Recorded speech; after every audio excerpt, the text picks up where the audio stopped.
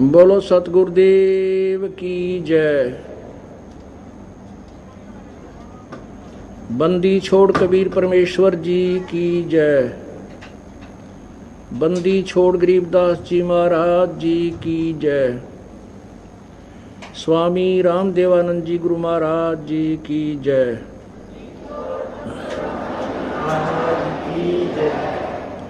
सर्व संतों की जय। सर्व भक्तों की जय। धर्मी पुरुषों की जय। श्री काशी धाम की जय। श्री छुडानी धाम की जय। श्री करोथा धाम की जय। श्री बरवाला धाम की जय। सत साहिब गरीब नमो नमो सतपुरुष को नमस्कार गुरु की नहीं। सुर नर मुनि जन साधुआ संतों सर्वस दी नहीं। सब संत सब दंडोतम प्रणाम। आगे पीछे मध्य हुए तिनको जा कुर्बान। नराकार निर्विषम काल जाल भयबंधनम। निर्लेपम निज निर्गुणम अकलनु बेशुंदनम। सोहम सुरति समाप्तम सकल समाना निर्तलय। उज्ज्वल हिरंबर हरदमम बेपरवा अथा है। वार पार नहीं मज्जतम। ग्रीव जो सुमरै सिद्ध होई गणनायक गलताना। करो अनुग्रह सोई पारस पद परवाना। आदि गणेश मनाऊं गणनायक देवन देवा। चरण कमल लो लाऊं आदंत करूं सेवा। परम शक्ति संगीतम हृदय सिद्धिदाता सोई। अवगत गुण अतीतम सत्य पुरुष निर्मोही। जगदम्बा जगदीशम मंगल रूप मुरारी। तन मन अर्पों शीशम भक्ति मुक्ति भंडारी। सुर नर मुनि जन ध्यावे ब्रह्मा विष्णु महेशा। शेष सहस मुख गावे पूजे आदि गणेशा। इंद्र कुबेर सरीखा वरुण धर्मराय ध्यावे। समर्थ जीवन जी का मन इच्छा फल पावे। 33 कोटि आधारा ध्यावे सहस 88। उतरे भवजल पारा कट है यम की फांसी। 33 कोटि आधारा ध्यावे सहस 88। उतरे भवजल पारा कट है यम की फांसी। सत साहिब कर जोरूं विनती करूं। धरूं चरण पर शीश। गुरु जी राम देवानंद जी महाराज ने दियो नाम बख्शीश। कोटि कोटि सिजदा करूं कोटि कोटि प्रणाम। चरण कमल में राखियो मैं बंदी चम गुलाम। कुत्ता तेरे दरबार का मोतिया मेरा नाम। गले प्रेम की जेवड़ी जहाँ खेचो वहाँ जाऊं मैं। तो करो तो बावड़ू दूर दूर करो तो जाऊं। जो राखो तो ही रहूं जो देवो सो खाऊं। जय इब के सतगुरु मिले सब दुख आँखों रोए। चरणों ऊपर शीस धरूं कहूँ जो कहनी हो। कबीर साईं मिलेंगे पूछेंगे कुशलात। आद अंत की सब कहूँ अपने दिल की बात। गुरु जी तुम ना भूलियो चाहे लाख लोग मिल जाही, हमसे तुमको बहुत है, तुमसे हमको नाही। तुमरे विसारे क्या बने, किसकी शरण में जाऊं। शिव विरंच मुनि नारदा, तिनके हृदय न समाऊं। अब गुण किए तो बहुत किए, अब गुण किए तो बहुत किए, करत न मानी हार। बावे बंदा बख्श दियो, बावे गर्दन उतार। अब गुण मेरे बाप जी, बख्शो गरीब नवाज। जो मैं पूत कपूत हूँ, बोर पिता को लाज। मैं अपराधी जन्म का, नक्शक बरे विकार। तुम दाता दुख भंजना, मेरी करो संभार।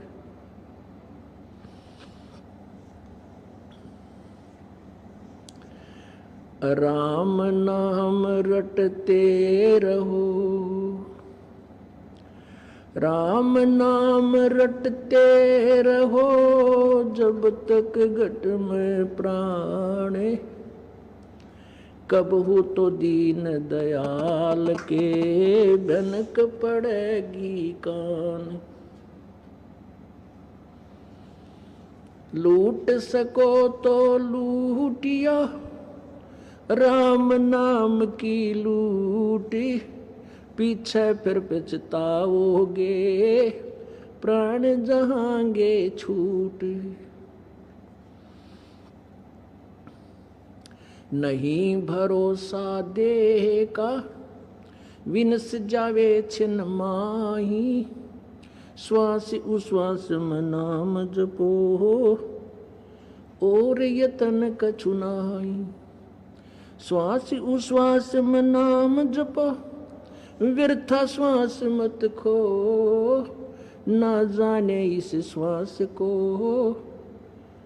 आवण हो के न हो। वो पृथ्वीपति चकवे गए, जिनके चक्कर चलंत।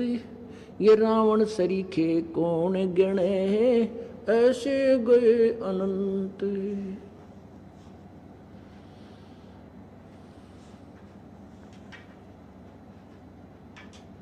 परम पिता परमात्मा, पूर्ण ब्रह्म परमेश्वर कबीर देव, कबीर परमेश्वर कबीर साहब की असीम कृपा से आज ये आध्यात्मिक ज्ञान चर्चा का शुभ अवसर हमें प्राप्त हुआ। इस आध्यात्मिक ज्ञान चर्चा का उद्देश्य यही है कि हम भ्रमित समाज को, भ्रमित भक्त समाज को वो सही दिशा प्रदान कर सके जो हमारे सद्ग्रंथ हमें बताते हैं। इसी उद्देश्य को लेकर के हमने पवित्र हिंदू धर्म के माननीय चारों शंकराचार्य जियों को, जगत गुरु शंकराचार्यों को आमंत्रित किया था। यह हमारा दुर्भाग्य है कि वो किन कारणों से हम तक ना पहुंच सके और हमें उनके वचनों का लाभ न मिल सका। आशा है वे हमारे ऊपर फिर अनुग्रह करेंगे और फिर से हम उन्हीं के आदेश अनुसार जिस दिन वो हमें बताएंगे वही समय हम निर्धारित करेंगे। आज दास आपको अपने ही पवित्र सद्ग्रंथों के वो गूढ़ रहस्य रूबरू कराएगा जिससे अभी तक पवित्र हिंदू समाज पूर्ण रूप से अपरिचित रहा।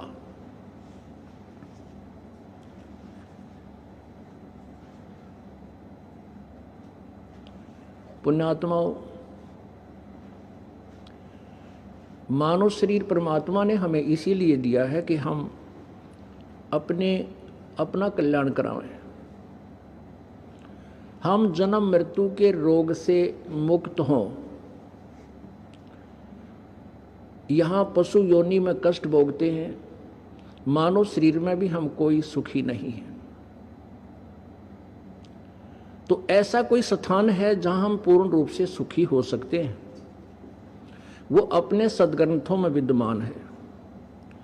और हम अपने सदग्रंथों से अपरिचित रहने के कारण हम उस स्थान को प्राप्त नहीं कर सके। वो स्थान कौन सा है, कहाँ वर्णित है? आज के इस समागम में यही मूल उद्देश्य रहेगा। पुण्यात्माओं, मानव शरीर दुर्लभ है, मिले न बारंबार, और जैसे तरवर से पत्ता टूट जा वो बहुर नहीं लगता डार। एक बार ये मानव शरीर आपके हाथ से छूट गया, ये पुनः प्राप्त नहीं होगा। जैसे तरवर से वृक्ष से पत्ता टूट के गिर जाता है, वह पुनः स्थापित नहीं होता। इस मानव शरीर का मूल उद्देश्य यही है कि हम अपना कल्याण करवाएं। कल्याण कैसे संभव होगा, ये हमारे सदग्रंथ ही हमें प्रमाण देंगे। पवित्र श्रीमद् भगवत गीता अध्याय नंबर 16 के श्लोक नंबर 23 और 24 में प्रमाण दिया है कि अर्जुन, जो व्यक्ति शास्त्र विधि को त्याग कर मनमाना आचरण करते हैं, अर्थात अपने ही द्वारा निर्धारित किसी मंत्र जाप का साधन या कोई अन्य साधन करते हैं भगवान प्राप्ति के लिए, वो मनमाना आचरण है जो शास्त्रों में प्रमाणित नहीं है। जो मनमाना आचरण करते हैं, मनमानी पूजाएं करते हैं, उनको न तो कोई सुख प्राप्त होता है, न उनकी गति होती है, न ही कोई सिद्धि प्राप्त होती है। फिर श्लोक नंबर 24 में कहा है, इससे तेरे लिए कर्तव्य और अकर्तव्य की व्यवस्था में, यानी कौन से आध्यात्मिक कर्म, भक्ति कर्म करने चाहिए और कौन से ना करने चाहिए, कौन से त्याग देने चाहिए, उनके लिए तू सदग्रंथों से ही प्रमाण लेना, किसी व्यक्ति विशेष के कहने से स्वीकार मत करना।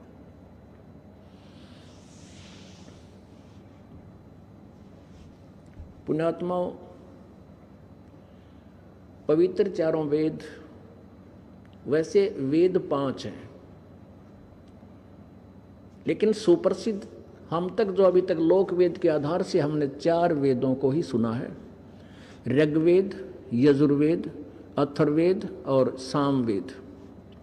एक और वेद है, 5वां जो वेद है, जिसके अंदर इन चारों वेदों का भी समावेश है, इंक्लूडिंग चारों वेद। वो 5वां वेद सूक्ष्म वेद है, सूक्ष्म। वो 5वां वेद हम तक नहीं पहुंच पाया। हमने केवल 4 वेदों के आधार से साधना की, और वेदों को छोड़कर अन्य जो मनमानी पूजाएं करते हैं वो तो बिल्कुल यूजलेस। अभी आपने पवित्र गीता जी के अध्याय नंबर 16 के श्लोक 23 में सुना। तो जब तक हम अपने पवित्र सदग्रंथों के आधार से साधना नहीं करेंगे, तो अन्य जो साधना हम कर रहे हैं वो मनमाना आचरण है। पवित्र चारों वेद ये परमात्मा के दिए हुए हैं, ये ब्रह्म दत्त हैं, भगवान ब्रह्म के द्वारा दिए गए। और पवित्र गीता जी ये भी पवित्र चारों वेदों का सारांश है। ये संक्षिप्त में इसमें वर्णन है। तो पवित्र गीता जी अध्याय नंबर 4 के श्लोक नंबर 34 में कहा कि अर्जुन, उस पूर्ण परमात्मा के बारे में जानकारी प्राप्त करने के लिए किसी तत्वदर्शी संत की खोज कर, तत्वदर्शी संतों की खोज कर, उनको दंडवत प्रणाम कर और विनम्र भाव से कपट छोड़कर प्रसन्न कर, वो तत्वदर्शी संत तुझे उस परमेश्वर के बारे में जानकारी देंगे। पुण्यात्माओं, अभी तक पूरा मानव समाज आध्यात्मिक ज्ञान से पूर्ण रूप से अपरिचित है, जबकि वो सदग्रंथों में विद्यमान है। जो आध्यात्मिक ज्ञान है, जो हमें स्वीकार करना चाहिए, वो हमारे सदग्रंथों में विद्यमान है। वो हम नहीं पहचान सके, हम नहीं जान सके। क्यों नहीं जान सके? क्योंकि हम संस्कृत से परिचित नहीं थे। सभी पवित्र सदग्रंथ ये संस्कृत भाषा के अंदर लिपिबद्ध थे, और हम और हमारे पूर्वज पहले संस्कृत भाषा से अपरिचित होने के कारण सदग्रंथों को नहीं समझ सके, और सदग्रंथों का नाम लेकर के सदग्रंथों हमारे जो पूर्व के गुरु थे, पवित्र हिंदू धर्म के जो गुरु जी थे, वो हमें यही बताते रहे कि जो ज्ञान हम तुम्हें बता रहे हैं ये पवित्र वेदों में, पवित्र गीता जी में, पवित्र पुराणों में विद्यमान है। और हमने उनके उन वचनों को सत्य मान लिया, क्योंकि वो संस्कृत में बोलते थे, वो संस्कृत भाषा से परिचित थे। तो हमारे पूर्वजों को कोई डाउट नहीं था कि हमारे गुरुदेव जो बता रहे हैं वो सदग्रंथों में विद्यमान नहीं है। और वो सदग्रंथों में विद्यमान नहीं था। हमारे को क्या बताया गया कि श्री ब्रह्मा जी, श्री विष्णु जी और श्री शिव जी ये सर्वेश्वर हैं, महेश्वर हैं, मृत्युंजय हैं, कालज्ञ हैं। इनके कोई माता पिता नहीं है, इनकी जन्म मृत्यु नहीं होती, ये अजरो अमर है। जबकि इनकी जीवनी में स्वयं लिखा है, ये स्वयं स्वीकार करते हैं कि हम नासवान हैं, हमारी जन्म मृत्यु होती है, इनके माता पिता हैं। वो कौन से सदग्रंथ हैं, इसकी थोड़ी सी झलक आपको इन्हीं महापुरुषों, तीनों भगवानों के बारे में, श्री रजगुण ब्रह्मा, श्री सतगुण विष्णु, श्री तपगुण शिव जी की जानकारी थोड़ी सी देंगे श्रीमद् देवी भागवत यानी देवी पुराण में। ये देखिएगा, श्रीमद् देवी भागवत, ये कहाँ से प्रकाशित है? गीता प्रेस गोरखपुर, श्रीमद् देवी भागवत संक्षिप्त। हनुमान प्रसाद पोदार इसके संपादक हैं। हम हनुमान प्रसाद पोदार और चिमनलाल गोस्वामी। और ये कहाँ से प्रकाशित है, मुद्रित है? ये देखिएगा, प्रकाशक एवं मुद्रक है गीता प्रेस गोरखपुर, गोविंद भवन कार्यालय कोलकाता का संस्थान। इसके प्रश्न नंबर 123 पर थोड़ी सी झलक दिखाएंगे, उसके बाद आने वाले अभी आगे चलकर इसका डिटेल आपको दी जाएगी। यह है तीसरा स्कंद संक्षिप्त देवी भागवत, प्रश्न नंबर 123।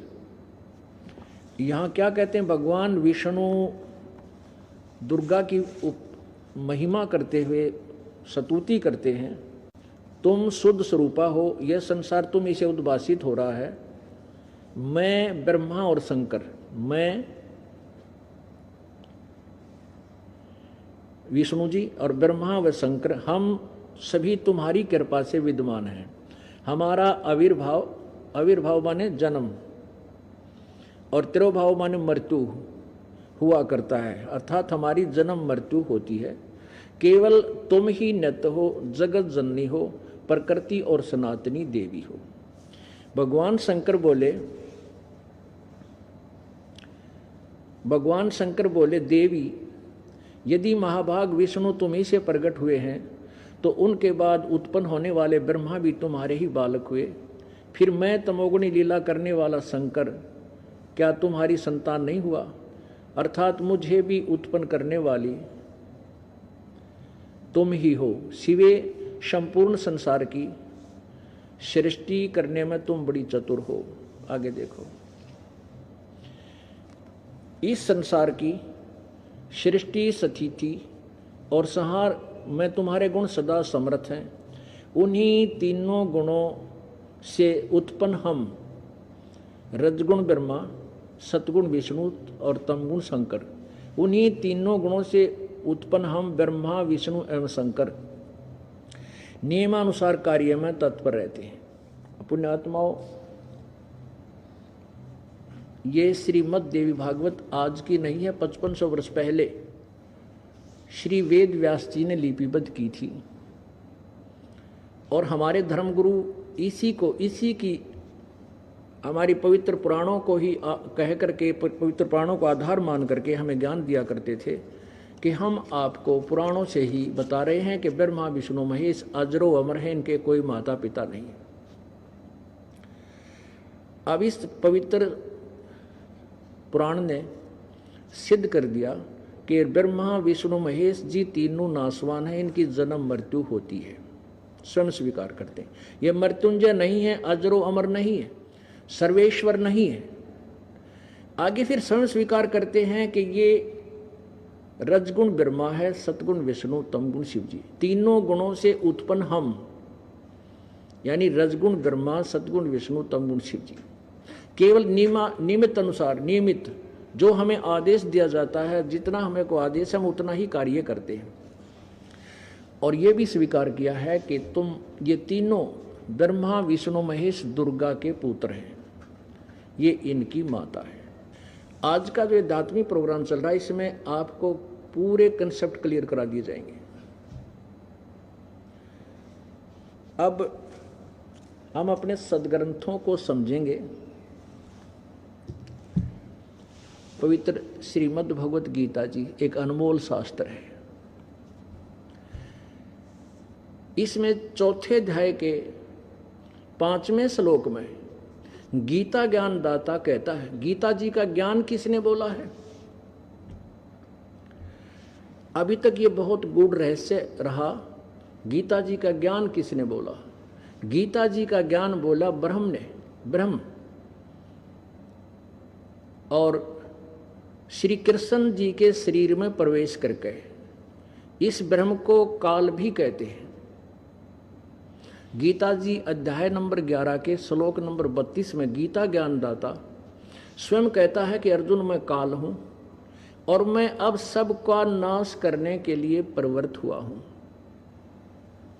गीता जी अध्याय नंबर 11 के श्लोक 21 में अर्जुन कहता, प्रभु आप तो इन देवताओं को भी खा रहे हो, ये ऋषियों के समुदाय भी आपके सामने मंगल कामना कर रहे हैं, आपसे याचना कर रहे हैं, बख्श दो बख्श दो, और वेदों के पवित्र स्तोत्रों से आपकी स्तुति कर रहे हो और आप इनको भी खा रहे हो, कुछ आपकी जाड़ों में लटक रहे हैं। तो गीता ज्ञानदाता ये ब्रह्म है, यही सदाशिव भी कहलाता है। इसी को महाविष्णु महाब्रह्मा भी बोलते हैं। ये ऐसे 3 रूप धारण कर लेता है और इसी के 3 पुत्र हैं, रजगुण ब्रह्मा, सतगुण विष्णु, तमगुण शिव जी। ये ब्रह्म है, ये दुर्गा का पति है, जिसको ज्योति निरंजन भी कहते हैं, सदाशिव भी कहते हैं और काल भी इसी की को उपमा प्राप्त है। तो गीता जी का ज्ञान भगवान काल ने कहा, ब्रह्म ने कहा। पुण्यात्माओं, श्री कृष्ण जी न तो काल थे और न ही श्री कृष्ण जी ने पहले कभी अपने आप को काल कहा और नहीं बाद में कभी अपने आप को काल कहा।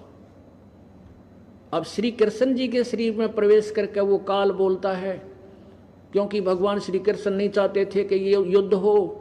इन्होंने तो यहाँ तक कह दिया था कि एक तरफ मेरी सेना होगी, एक तरफ मैं हूँगा और मैं हथियार भी नहीं उठाऊंगा।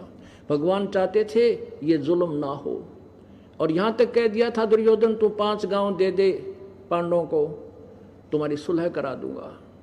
लेकिन दुर्बुद्धि दुर्योधन ने भगवान श्री कृष्ण की वो सलाह भी स्वीकार नहीं की। तो पुण्यात्माओं, आपको ऐसा गूढ़ रहस्य दिया जाएगा इस आध्यात्मिक ज्ञान चर्चा में, आप दांतों तले उंगली दबाओगे। और अपने सदग्रंथों में है, बाहर से कोई शब्द नहीं होगा दास के पास, केवल सदग्रंथों से ही आपको परिचित कराया जाएगा।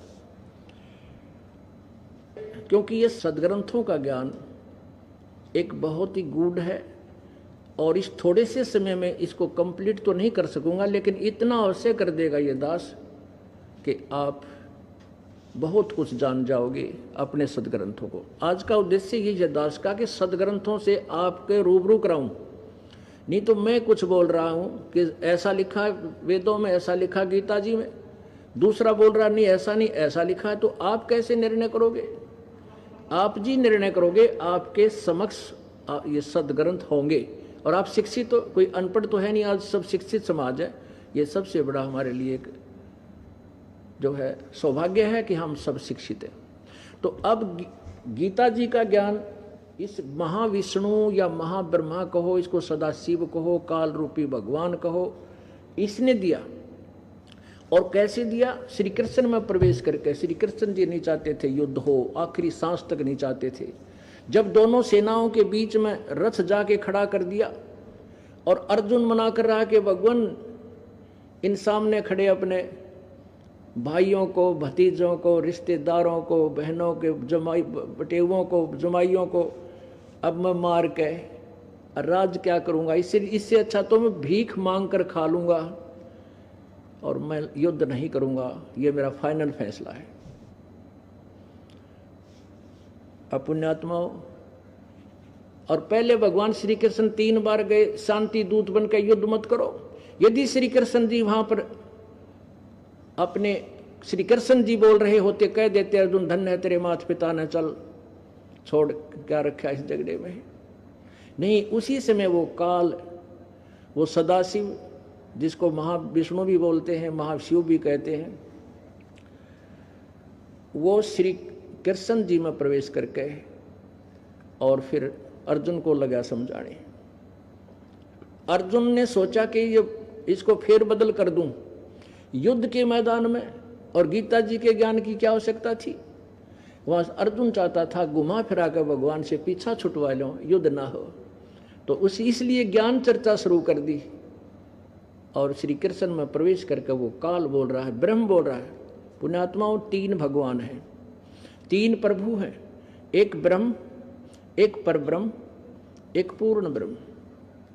फिर सुनिए, एक इसको इनको जैसे ब्रह्म को क्षर ब्रह्म भी बोलते हैं, क्षर पुरुष भी बोलते हैं। पुरुष माने प्रभु, क्षर पुरुष, अक्षर पुरुष और परम अक्षर पुरुष।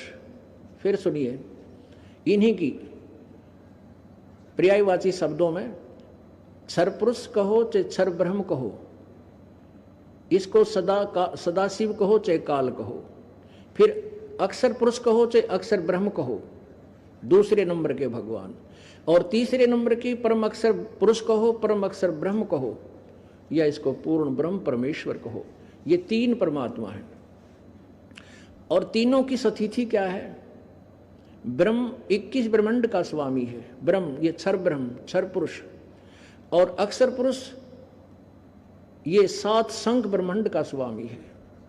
और परम अक्षर ब्रह्म वो असंख्य ब्रह्मांडों का ओवरऑल कुल मालिक है, कुल का कंट्रोलर है। वो इंक्लूडिंग क्षर ब्रह्म, क्षर पुरुष अर्थात ब्रह्म और अक्षर ब्रह्म तक सभी के ऊपर ओवरऑल कंट्रोलर है, वो परम अक्षर ब्रह्म है। अब प्रसंग, क्योंकि ये सारा प्रसंग इतना विस्तृत है, इसको शॉर्ट में लाके करना है, इसलिए पहले आपको ये दिखाते हैं कि गीता जी का ज्ञान काल ने बोला, ये महाविष्णु भी यही होता है, और क्या ये सदाशिव भी इसी को कहते हैं, और ब्रह्मा विष्णु महेश इसी के पुत्र हैं, और दुर्गा ब्रह्मा विष्णु महेश की माता है। अब देखिएगा, ये श्री विष्णु पुराण, ये देखिए श्री विष्णु पुराण सचित्र हिंदी अनुवाद सहित गीता प्रेस गोरखपुर, और इसके श्री विष्णु पुराण, इसके अनुवादक हैं मुनीलाल गुप्त, और ये कहाँ से प्रकाशित और मुद्रित है? प्रकाशक एवं मुद्रक गोविंद भवन कार्यालय कोलकाता का संस्थान, गीता प्रेस गोरखपुर से। इसके प्रश्न नंबर 233 पर देखते हैं। ये देखिएगा प्रश्न नंबर 233, ये है चतुर्थ अंश अध्याय नंबर 2। यहां से देखते हैं।